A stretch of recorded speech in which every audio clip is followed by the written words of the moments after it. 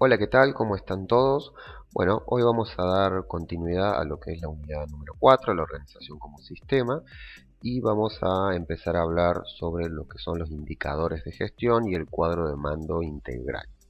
Estas dos herramientas nos van a permitir realizar una medición de nuestras acciones, y esto es válido no solo para todo lo que tiene que ver con comunicación, o sea, nuestros proyectos de comunicación, sino también es válido para nuestras políticas de gestión de recursos humanos, ¿sí? Retomando lo que dejamos en la clase anterior, nosotros habíamos visto y habíamos diseñado estos objetivos SMART que nos permiten, digamos, redactar de forma concreta qué es lo que nosotros queremos realizar, y tiene como, digamos, como premisas para poder diseñar estos objetivos que sean sobre todo medibles, cuantificables y sobre todo en el tiempo, ¿sí? Entonces, bueno, trabajando con estos objetivos, lo que nosotros vamos a tener es una meta clara, digamos, sobre cuáles son las acciones que tenemos que desarrollar y en el tiempo que nosotros las tenemos que desarrollar. Hoy vamos a avanzar con lo que es la medición de nuestras acciones, porque, digamos, todo lo que tenga que ver con la gestión necesita ser medida. Y esta medición, digamos, tiene que ver con el poder dar cuenta de nuestros resultados y aporta fundamentalmente lo que es la sustentabilidad, ¿sí? Este es un concepto muy importante de sustentabilidad de nuestras acciones.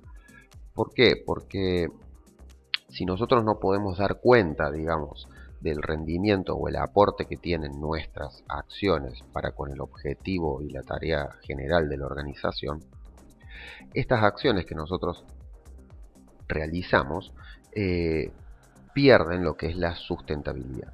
¿Qué se entiende por sustentabilidad?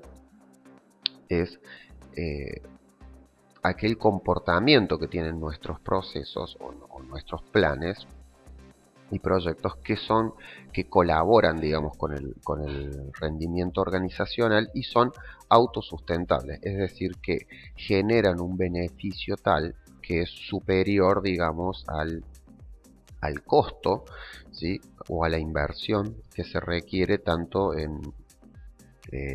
financiera como en horas hombre, ¿sí? Entonces, es decir, nosotros lo que tenemos que hacer, tratar de hacer, es que nuestros proyectos, cualquiera de los que por ejemplo hemos propuesto ahora o en otros ámbitos de la gestión de recursos humanos, que por ejemplo la inversión que nosotros hagamos en reclutamiento genere un resultado superior, digamos, al costo.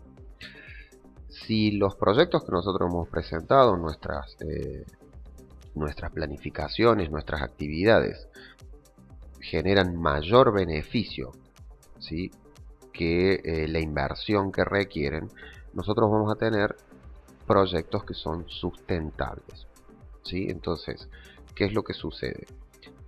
Cuando nosotros estemos por ejemplo, como en este momento que hay crisis económicas o hay una reestructuración, ¿qué es lo que las organizaciones generalmente realizan? Una reducción de costos. Entonces, si nuestros proyectos o nuestros programas de recursos humanos o de comunicación se entienden como un costo, ¿sí?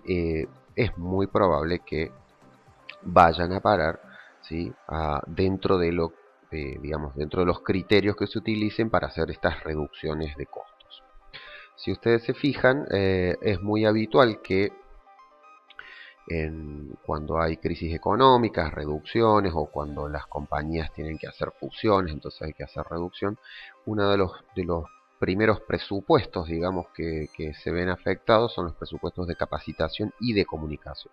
¿Por qué? Porque las organizaciones entienden que esto es un costo, o que la capacitación, como yo contaba en alguno de los posts, es un beneficio exclusivamente para los colaboradores y no para la organización. Entonces, ¿qué sucede? Si se entiende que nuestros proyectos tienen este comportamiento, para la organización es un costo, por tanto, no son sustentables. Es decir, son programas o proyectos que se aplican cuando existe abundancia de recursos, pero no cuando los recursos son escasos.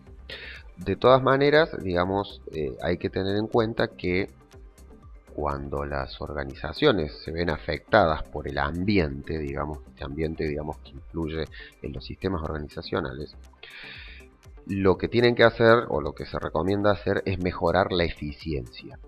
¿Por qué? Porque van a tener un comportamiento mucho mejor, ¿sí? Dentro de condiciones, dentro de estas condiciones amenazantes que por ahí nos propone el ambiente. La organización va a tener, si mejora en su eficiencia, va a tener un rendimiento mucho mejor dentro de este ambiente.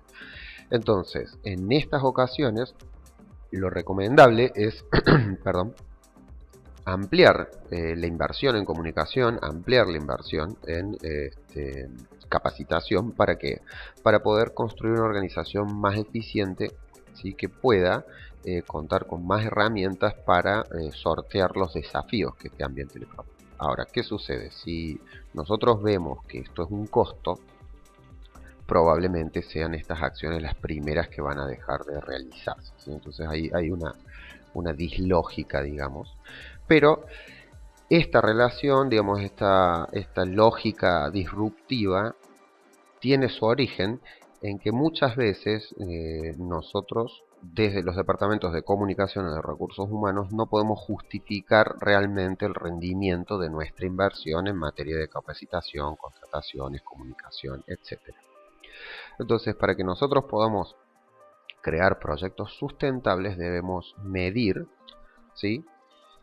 Y siempre tener en cuenta que nuestro proyecto debe contribuir, digamos, al logro del objetivo organizacional, ¿sí? Entonces, bueno, acá nosotros vemos en digamos, en esta primera pantalla cómo nosotros vamos a hacer este desglose de los objetivos, de su análisis, todo lo que tiene que ver con la planificación y luego el desarrollo de la medición para poder, por ejemplo, justificar, ¿sí?, que la capacitación aporta a un mejor rendimiento, digamos, de las personas, aporta a la productividad o aporta, por ejemplo, si yo tengo un alto costo en accidentes laborales, yo tengo que poder medir, ¿sí?, y demostrar que mi capacitación, mi formación en seguridad e higiene ha contribuido con la disminución de ese costo, digamos, que tiene que ver con los accidentes laborales, ¿sí? Entonces, el primer paso para poder hacer este tipo de gestión, nosotros ya lo dimos, que tiene que ver con la definición de objetivos concretos que sean susceptibles de ser medidos en el tiempo, ¿sí? Y entonces el segundo paso que vamos a dar es el desarrollo de los indicadores de gestión, o sea, esas herramientas, ese conjunto de datos que nos van a permitir a nosotros medir el impacto de aquellos proyectos o medidas que nosotros hemos diseñado, ¿sí?, con objeto de alcanzar alguna mejora en cualquiera, digamos, de los ámbitos de gestión que nosotros tenemos, ¿sí? Entonces, hay indicadores de recursos humanos, hay indicadores de comunicación, hay indicadores financieros de todo tipo, ¿sí? Hay indicadores productivos, etcétera, etcétera. Entonces, dependiendo de estos objetivos que yo he planificado, que persiguen una estrategia, como vimos en la clase anterior, lo que tengo que hacer es desarrollar los indicadores de gestión que sean pertinentes, ¿sí?, para poder medir si mis acciones realmente están contribuyendo con el objetivo organizacional y si se están cursando dentro de la estrategia que yo he diseñado, digamos, para poder lograr esos objetivos, ¿sí? Hay en una primera, digamos, división de los indicadores de gestión, perdón, tenemos lo que son indicadores de proceso e indicadores de resultados, ¿sí? Los indicadores de resultados son los que me van a decir, es ese conjunto de datos que me va a decir a mí si yo estoy contribuyendo efectivamente a el objetivo propuesto y si estoy contribuyendo efectivamente al desarrollo organizacional, ¿sí? Entonces, supongamos, si yo estoy lanzando una rueda de reclutamiento y tengo como objetivo contratar 5 personas, ¿sí? Un indicador de resultado es el número de personas que yo contrate, ¿sí? En el tiempo que yo dije que lo iba a hacer, ¿sí? Entonces ese es un resultado concreto, ¿sí? Me pongo como objetivo reclutar 5 personas para el área de finanzas en los próximos 60 días y mi indicador de resultado es la cantidad de personas que yo recluté para el área de finanzas en estos 60 días. Pero también tenemos los indicadores de proceso, es decir, aquellos indicadores que me van a decir cómo yo estoy trabajando. Entonces, si yo, como se vio en la clase anterior, puedo, una vez que tengo el objetivo, desglosar las tareas, por ejemplo, sería en este caso, realizar, digamos, diseñar el perfil, luego tengo que publicar el perfil y luego realizar las entrevistas, por ejemplo. Y otro de los pasos es, por ejemplo, realizar los tests que sean necesarios, test psicológicos, test de lógica, lo que yo considere que, digamos, forma parte de este proceso de reclutamiento. Entonces, ¿qué pasa? Mis indicadores de procesos, por ejemplo, pueden llegar a ser si efectivamente se ha desarrollado o no el perfil, ¿sí? Entonces, los perfiles de puesto. Luego, si se han publicado, en dónde se han publicado. ¿Por qué?